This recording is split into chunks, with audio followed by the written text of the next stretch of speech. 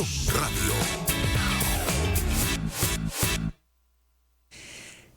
6:15 minutos de la tarde. Seguimos con mucho más de Al Final del Día. Recuerden el 0424-158-3732, nuestro número de WhatsApp para que escriban por allí. También la web unionradio.net y nuestro canal de YouTube Mundo UR en vivo, por si quieren disfrutar de nuestro programa, no importa el lugar del mundo donde se encuentren. En estas tertulias 2.0 vamos a hablar sobre algunas curiosidades sobre el Alzheimer.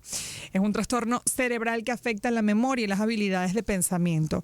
Una de las principales causas de demencia en personas mayores y una de las principales causas de muerte en Europa. Más de 47 millones de personas en todo el mundo tienen demencia. El Alzheimer puede empezar a desarrollarse en el cerebro hasta 20 o 25 años antes de que se noten los primeros síntomas. ¿En serio? Bueno, esto para eso. Para eso está ya con nosotros el especialista. El olfato puede ser un indicador temprano de la enfermedad. Las personas con síndrome de Down tienen mayor riesgo de sufrir Alzheimer a partir de los 40 años. ¿Quieres seguir? El consumo frecuente de café puede estar relacionado con un menor riesgo de desarrollar Alzheimer. Las personas, además, con Alzheimer pueden experimentar cambios de personalidad como alterarse, preocuparse o enojarse fácilmente. Las personas con Alzheimer pueden tener problemas espaciales de visión, dificultad para encontrar o expresar las palabras, deterioro en el razonamiento o criterio. El ejercicio físico y trabajar la mente mediante juegos, sudoku, sopa de letra, etcétera, puede retardar los síntomas. En general, el Alzheimer se diagnostica a personas mayores de 75 años en fases avanzadas, a pesar del progresivo aumento de casos entre la población joven. El 80% de personas con Alzheimer han sido diagnosticadas por iniciativa de familiares. Pero para esto, es mejor invitar siempre a un especialista y ya está con nosotros el doctor Aquiles Salas. Él es médico internista, especialista en medicina geriátrica, director de Fundación Alzheimer, para hablar sobre, todo lo que está haciendo la fundación acá en Venezuela y sobre todo sobre el Alzheimer para tener un poco más de conocimientos. Doctor, ¿cómo está? Feliz tarde, bienvenido. Muy buenas tardes, muchísimas gracias por este espacio. A su audiencia, pues la verdad que es muy grato tenerla al alcance y poder difundir un hecho tan importante como es la enfermedad de Alzheimer en nuestra sociedad. Sí. Ya no estamos hablando de otra sociedad en Venezuela. Sí, tal cual, en Venezuela. Mire, hay un tema delicado, sobre todo para la salud pública, y son las redes sociales. Porque si bien pueden ser una herramienta valiosa, también se convierten en un gran problema. Y yo me he fijado últimamente, por ejemplo, con el tema de la medicina los remedios caseros, que colocan cosas inverosímiles. Toma albahaca para que cures el asma. Sí. O toma té de orégano, que con eso no vas a tener cálculos en los riñones. Es un poco irresponsable porque yo sé que hay gente que está buscando algoritmos, está buscando más visualizaciones y el público no lo entiende así. Pero con el tema del Alzheimer también hay muchas especulaciones, que si se puede prevenir, que si tomas una vitamina que te puede ayudar con el cerebro. ¿Hay realmente forma de prevenir o existe algún tipo de magnesio, zinc? Sí, un multivitamínico que realmente ayude a prevenir esta enfermedad? Sí, muy importante las observaciones que hace, porque se crea mucha expectativa dolorosamente, y se entiende porque quien tiene o ha tenido un familiar con esta enfermedad que es muy cruel, es muy dura y que enferma a toda la familia y que no afecta sino a una persona, sino al conjunto familiar, siempre está alerta. En primer lugar, la preocupación también a mí, dice un hijo de una paciente, me va a pasar. Y empiezan entonces a buscar fuentes sobre de muchas que hay, como tú dices, en las redes sociales. Hay mucha información que no es creíble, ni es verosímil, ni es cierta. Y se encargan de la versión del doctor fulano de tal, de la universidad de no sé dónde, genera pues que el aceite de coco es un buen preventivo. Eso no tiene validez, sino lo único que tiene es audiencia. Pero las personas lo toman así, porque no hay ni una medida única preventiva, ni tampoco hay una curación mágica para una enfermedad en este momento, a pesar de que ya hay mucho más intervenciones Y estudios, claro. y estudios. Claro. Y ya han aparecido las primeras drogas que pueden refrenar o modificar la evolución de la enfermedad. Entonces, en resumen, yo creo que lamentablemente no podemos, olvidarnos de las redes sociales, pero también yo creo que hay que llamar a la conciencia que quien toma esta información y, lo está haciendo de una manera desesperada, ¿no? Sí, Porque que tenga criterios, sobre todo en el momento que tenga criterio para poder y consultar, pues, porque hay maneras, hay contactos serios en las mismas páginas donde Alzheimer Disease International es la organización madre al cual también pertenece la Fundación Alzheimer de Venezuela, donde hay una página abierta para consultar todo lo que está ocurriendo con esta enfermedad tan importante.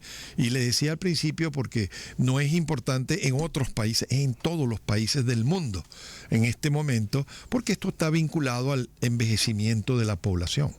Como decías, el mayor número de casos se diagnostica después de los 60. A eso iba. ¿Es real que es real. Después de los 60, Sí, cómo 70? No. Es alrededor, por encima de los 65 años, la mayoría de los estudios orientan así, aunque pueden haber casos más tempranos. Ajá. En lo ¿Sí? personal, pues hemos tenido experiencia con personas entre los 30 y los 40. No es la habitual. Si hablamos de porcentaje, Es la excepción, claro. Son las excepciones. No, los inicios tempranos se ven en menos del 5% de los casos. ¿Y cuáles son esos inicios o esos síntomas que comienzan a ser alerta para los familiares? Yo siempre creo que hay una forma importante de interpretarlo. Los cambios en la memoria, en los olvidos de lo inmediato, es el punto número uno que se describe. Pero bueno, después de la década de los 30, todos los órganos del cuerpo humano empiezan a tener cambios en su funcionalidad. Y eso lo que quiero decir es que no todo olvido significa el inicio o el desarrollo de una enfermedad de Alzheimer. Tiene que haber pues una modificación a través de esos olvidos de la actitud de la persona, cambios en sus habilidades en la casa o en el trabajo o en las relaciones personales con otros, o déficit en su intelectualidad, o la presencia de algunos otros síntomas que acompañan a la enfermedad. Con esto lo que quiero decir es que no todo olvido de lo inmediato significa pues que está desarrollando, pero hay que tomarlo en cuenta cuando empieza a dificultar la ejecutividad y el desenvolvimiento diario de la persona. Por ahí hay algunos tests que son como, digo yo, como genéricos, ¿no? Y que la gente dice, haz este ejercicio o llena esta encuesta. Ah, no tiene riesgo de Alzheimer. Que también me parece un poco irresponsable porque... Muy irresponsable. Sí, la verdad. No un poco, bastante. Es totalmente irresponsable. Yo creo que no hay manera de predecirlo sin tener unas pruebas de otro orden, por decirlo así. Yo creo que mencionaste algo muy importante, la prevención. Yo creo que esto es lo que hay que divulgar más. Y cada día en todos los países del mundo se están haciendo medidas para disminuir el riesgo. ¿El cigarro afecta?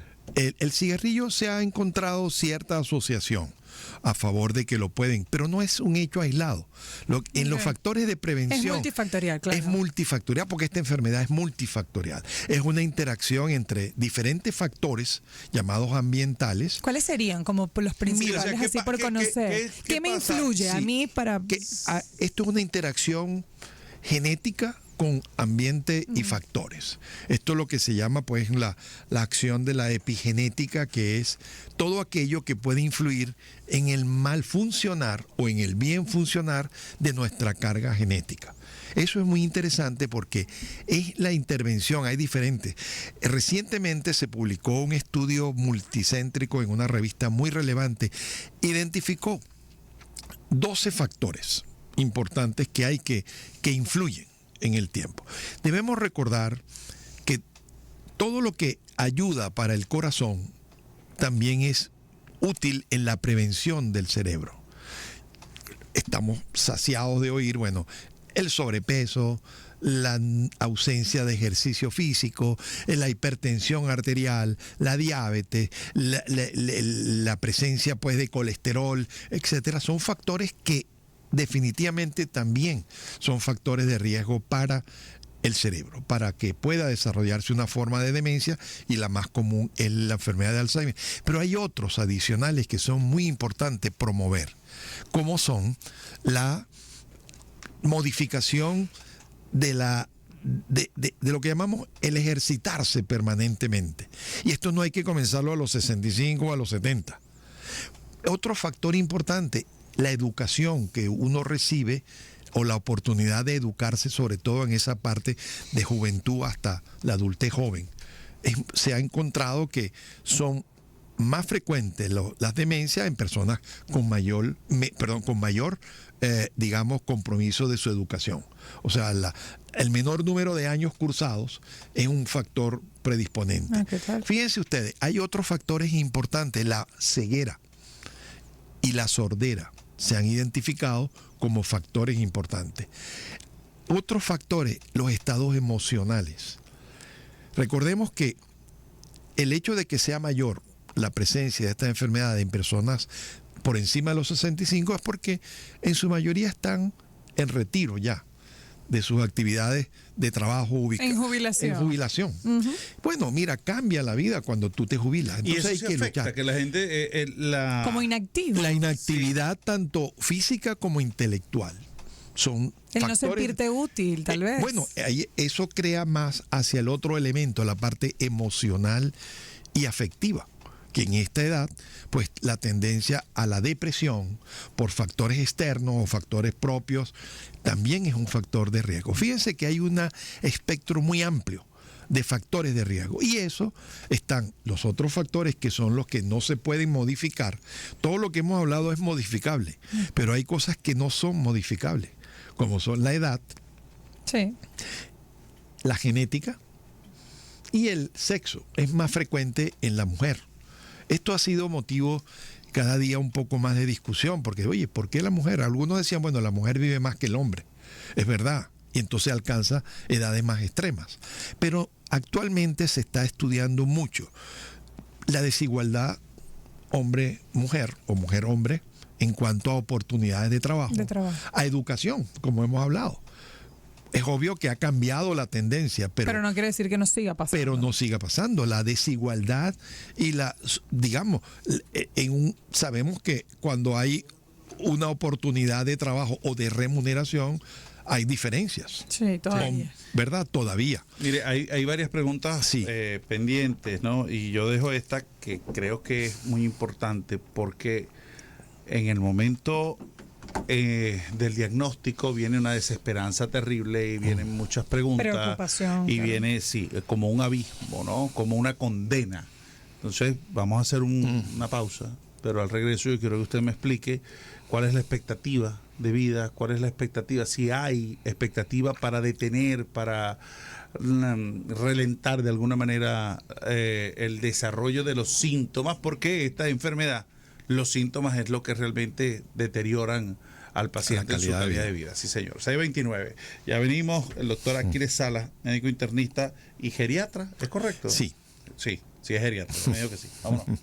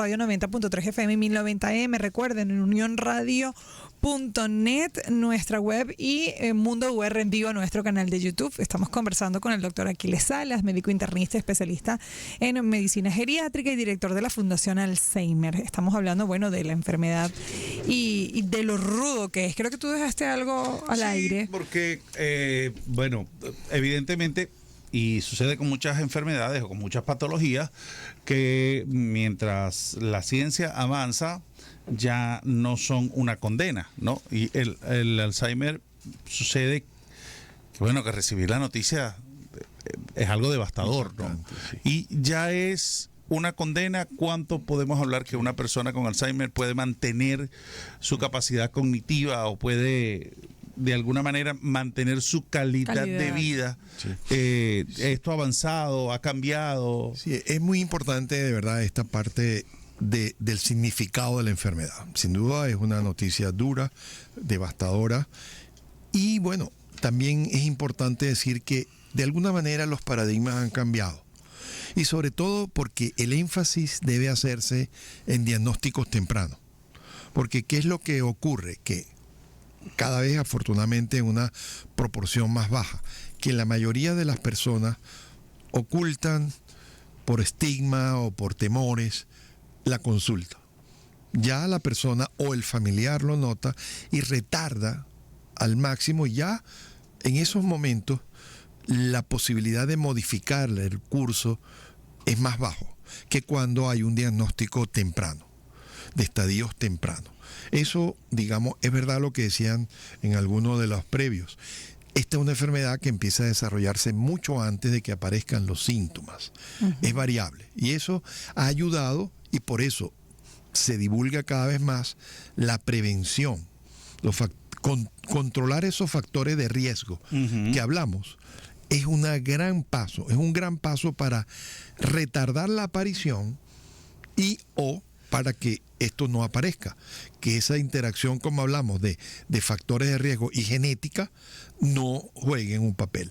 Ahora, ha cambiado el paradigma porque con ese diagnóstico temprano, la probabilidad de sostener lo que llamamos la de independencia de la persona se logra a través de estimulación cognitiva, cambios de hábitos. O sea que es importante que una persona apenas pueda tener una sospecha de algún cambio, acuda. Eso podría ser la diferencia entre detener o alargar un poco más la independencia de la persona. La medida es la dependencia. El agravamiento se da por mayor dependencia.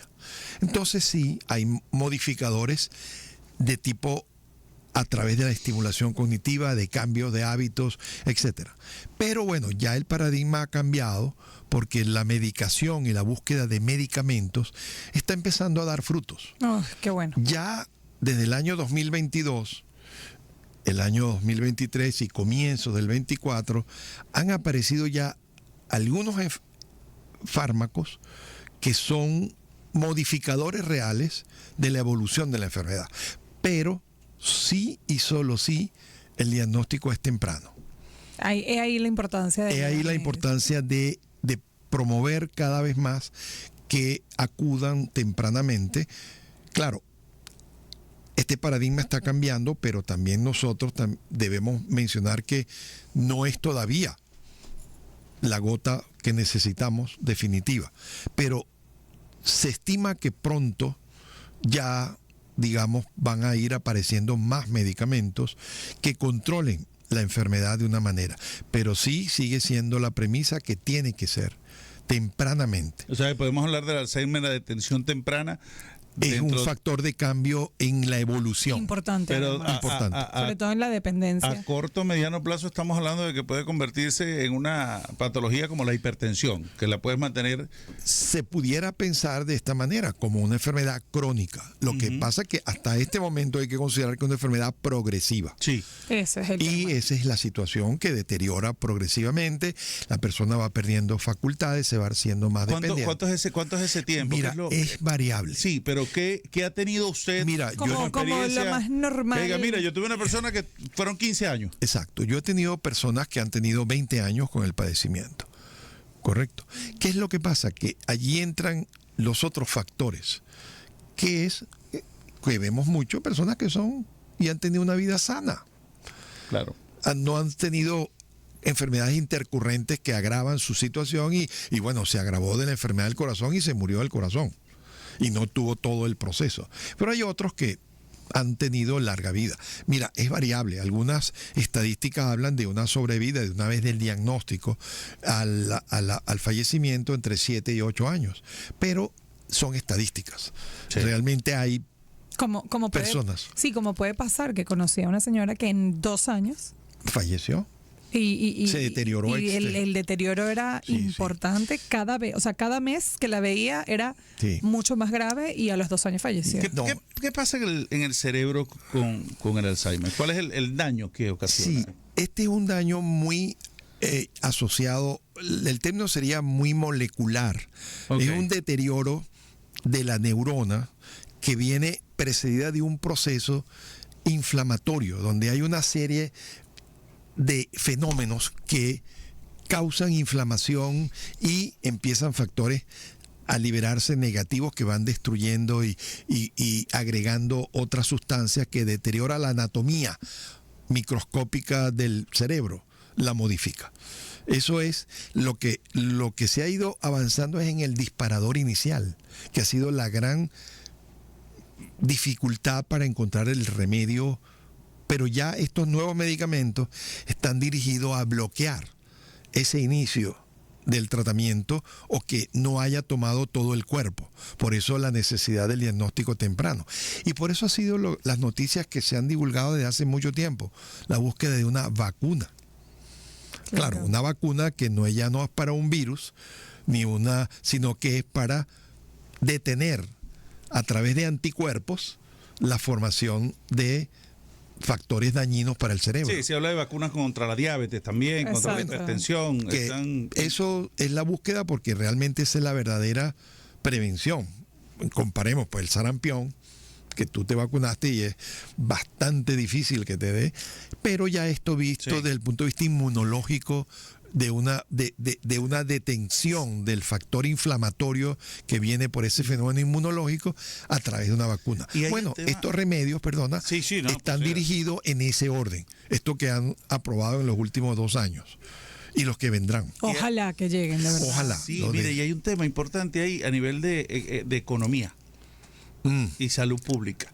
Porque Importantísimo. claro, Muy sí, primero porque para la salud pública el jubilado, el pensionado o el asegurado que comienza a deteriorarse y que genera un costo importante. Sí. Por otro lado, la persona que interrumpe su vida laboral, interrumpe sus actividades cotidianas porque tiene que atender, que cuidar al familiar. al Sí, al papá, a la familiar. mamá, al Exacto. suegro, y entonces esto va generando una imposibilidad no solamente en el enfermo, sino también en el círculo, entorno familiar. en el Sí, entorno y en el familiar. desarrollo y la funcionalidad de Del la hogar familia, del también. hogar. Ahora Sí. vamos a hablar, doctor, El de la afectación. fundación.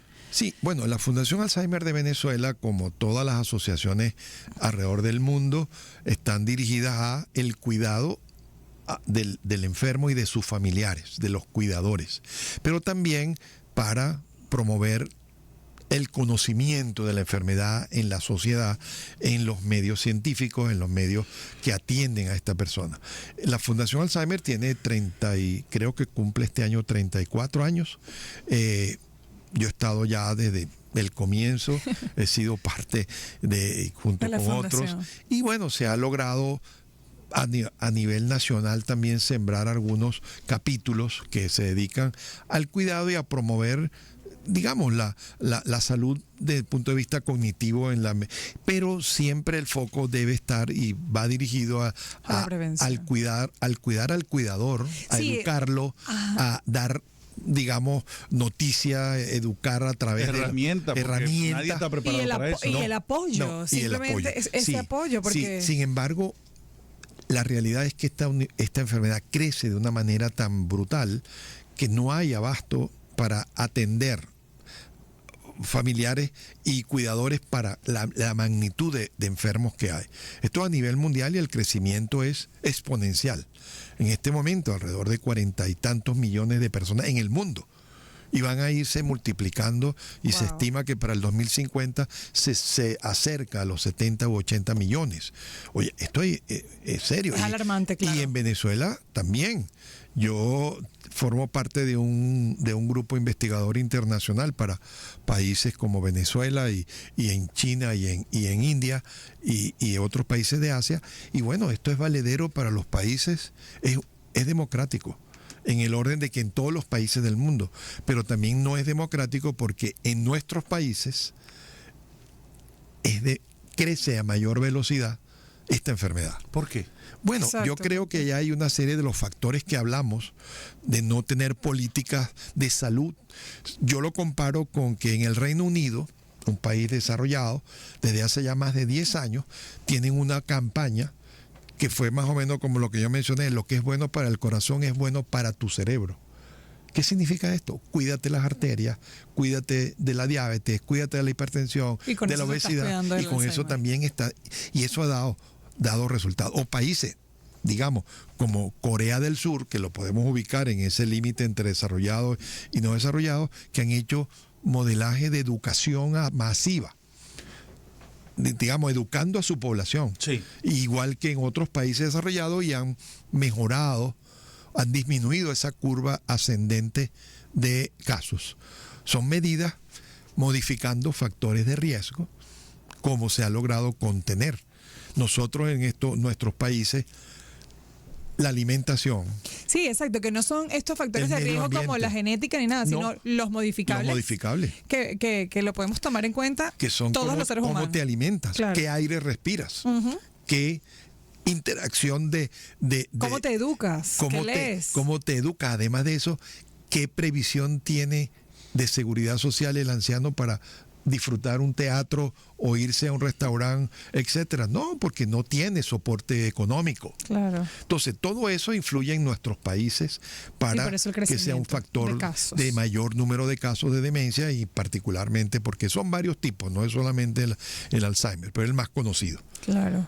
Yo oí un estudio de algunos países que estaban haciendo como una... ¿Cómo sería el nombre? Una revisión, Ya.